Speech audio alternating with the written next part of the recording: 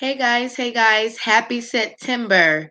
Happy September. So I know yesterday was the first, and I actually was going to do this broadcast on yesterday, and I did not because I woke up not feeling well all yesterday.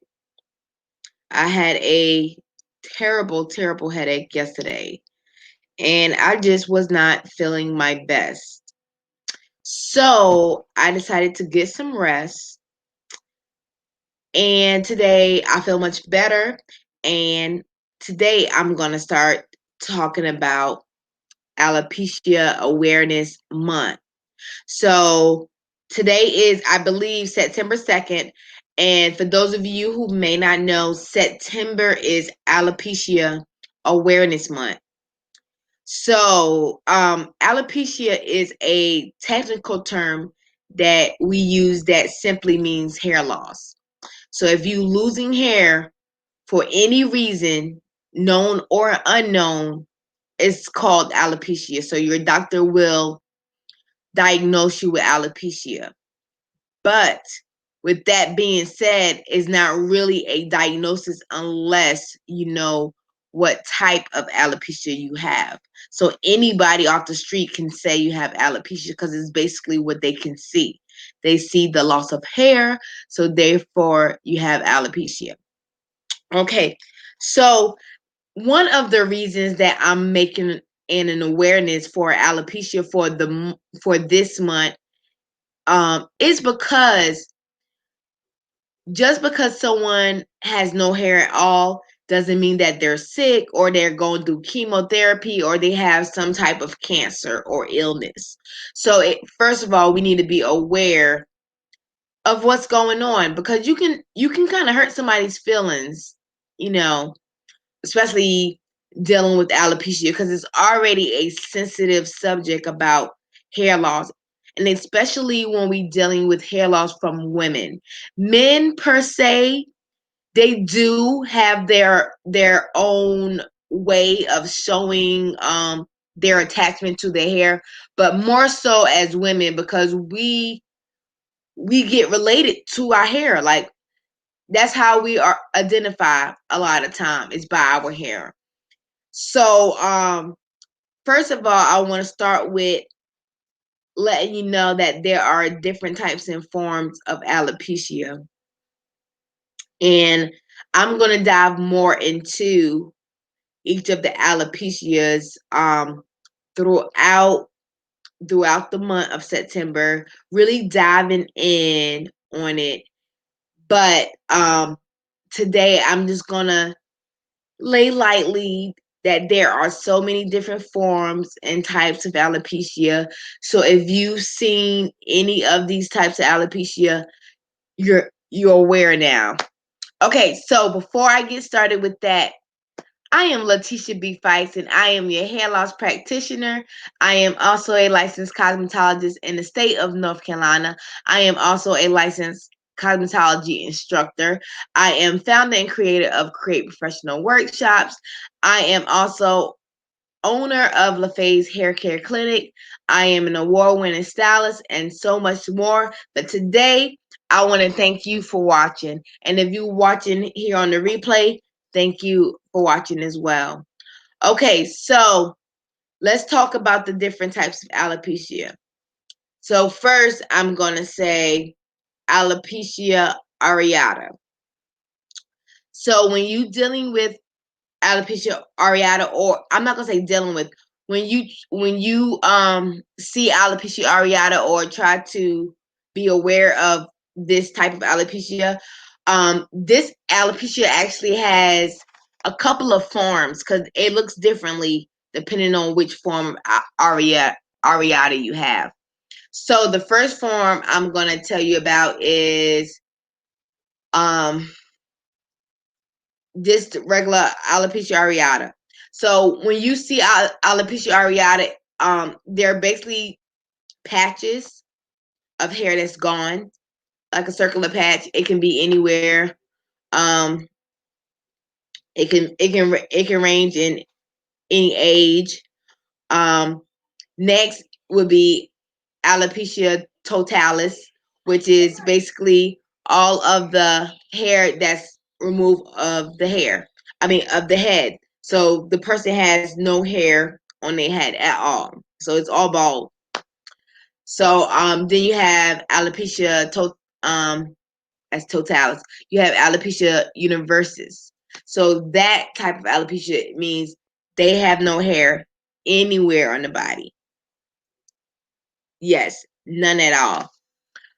Then we're gonna go to um centrofungal no centrofungal cicatricial alopecia. So that is known as CCCA. And when we're dealing with CCCA, more than likely a fungus is present or was present.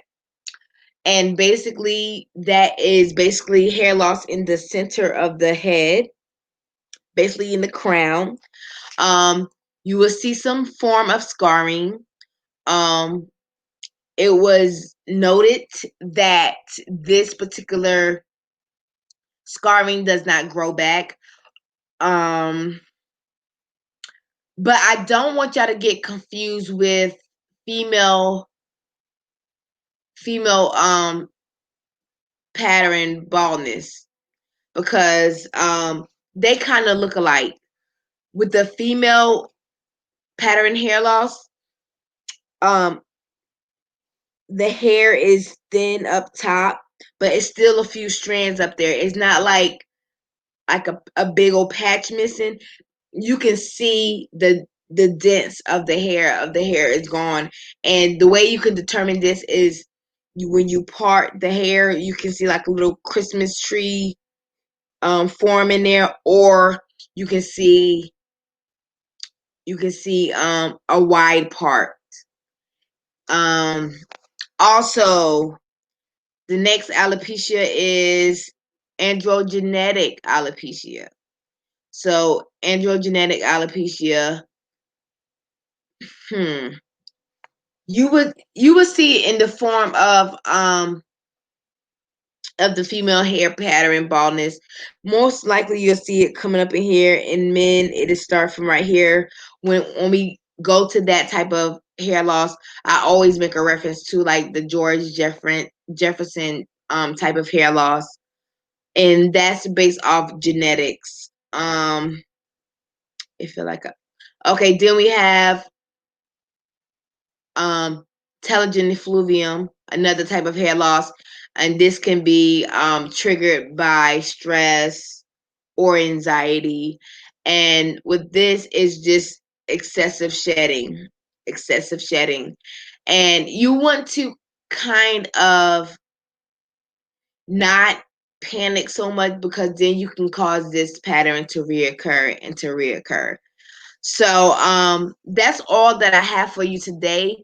I would dive in a little bit deeper as the month go by, um, and not just talking about the different types of alopecia. We would dive in and see and talk about and discuss how a lot of lifestyle changes is attached to this, like health problems and different things are attached to these types of hair loss. And there is a reason that people have these hair loss and may not know. A lot has to do with genetics, a lot have to do with diet, a lot have to do with environmental triggers. So just stay tuned with me this week at 5, and we're gonna come to an understanding about hair loss and making it awareness. So when someone has hair loss, you can kind of be discreet so they won't feel some type of way. Like I said before, it is a sensitive subject to talk about, but I think it's a subject that needs to be talked about, especially in the beauty industry, because of people cover up. They see people come in a chair, they don't know what to do. Either they send them to a dermatologist and the dermatologist don't actually help them, or they do help them, but the stylists are the first people that they tell, or the first people who notice this hair loss. And a lot of them are not equipped to help them. So they eventually continue to lose more hair. The stylists, you may or may not try to get more knowledge, but at this point, the ball is in your court, and I will get educated on some type of trichological knowledge. All right, guys, I am Leticia B. Fikes, and until next time, you stay educated.